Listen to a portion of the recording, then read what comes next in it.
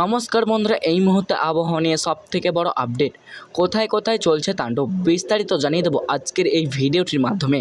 ভিডিওটি সম্পূর্ণ দেখবেন, ভালো লাগলে লাইক করবেন, চ্যানেলে নতুন হয়ে থাকলে চ্যানেলটিকেও সাবস্ক্রাইব করে আমাদের সাথে থাকবেন।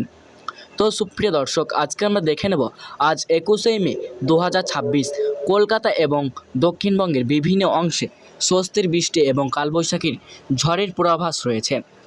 দিনের বেলা তীব্র গরম ও আর্দ্রতাজনিত অস্বস্তি থাকলেও বিকেল বা সন্ধ্যার পর থেকে বজ্রবিদ্যুৎ সহ ঝড় বৃষ্টি হতে পারে। কলকাতার আকাশ মূলত আংশিক মেঘলা থাকতে পারে এবং কিছু অংশে হালকা থেকে মাঝারি বৃষ্টি এবং 30 থেকে 40 কিলোমিটার গতিবেগে ঝড়ো হাওয়া বয়ে যেতে পারে।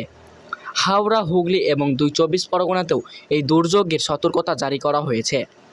উত্তরবঙ্গে বৃষ্টির দাপট বেশি থাকবে বলে আশা করা হয়েছে, তবে সামগ্রিকভাবে এই স্বস্তি সাময়িক হতে পারে এবং সপ্তাহের শেষে পর্যন্ত দক্ষিণবঙ্গে গরম ও আর্দ্রতা আবহাওয়া বজায় থাকার সম্ভাবনা রয়েছে। মোহনগড়ে সকাল থেকে চড়া রোদ থাকলেও বিকেল গড়াতে আকাশের পরিবর্তন দেখা যাচ্ছে। ইতিমধ্যে কিছু অংশে মেঘের ঘনঘটা ও ঝিরঝিরে বৃষ্টি শুরু হয়েছে। আলিপুর আবহাওয়া দপ্তর জানিয়েছে, আজ বিকেলের পর থেকে কলকাতা সহ দক্ষিণবঙ্গের একাধিক জেলায় বজ্রবিদ্যুৎ সহ ঝড় বৃষ্টির এবং ঘন্টায় 50 থেকে 60 কিলোমিটার গতিবেগে কালবৈশাখীর ঝড়ো হাওয়া বয়ে যেতে পারে। এই দুর্যোগপূর্ণ আবহাওয়ার জন্য হলুদ সতর্কতা জারি করা হয়েছে। আগামী 2 দিন রাজ্য জুড়ে ঝড় বৃষ্টি হতে পারে বলে জানানো হয়েছে। কলকাতা সহ সংলগ্ন এলাকায় বিক্ষিপ্তভাবে বৃষ্টি হতে পারে।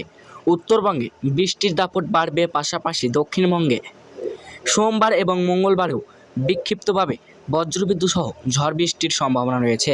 তো সুপ্রিয় দর্শক, আজকে ছিল এতটুকুই আবহাওয়ার লেটেস্ট আপডেট। ভালো লাগলে লাইক করবেন, চ্যানেলে নতুন হয়ে থাকলে চ্যানেলটিকেও সাবস্ক্রাইব করে আমাদের সাথে থাকবেন।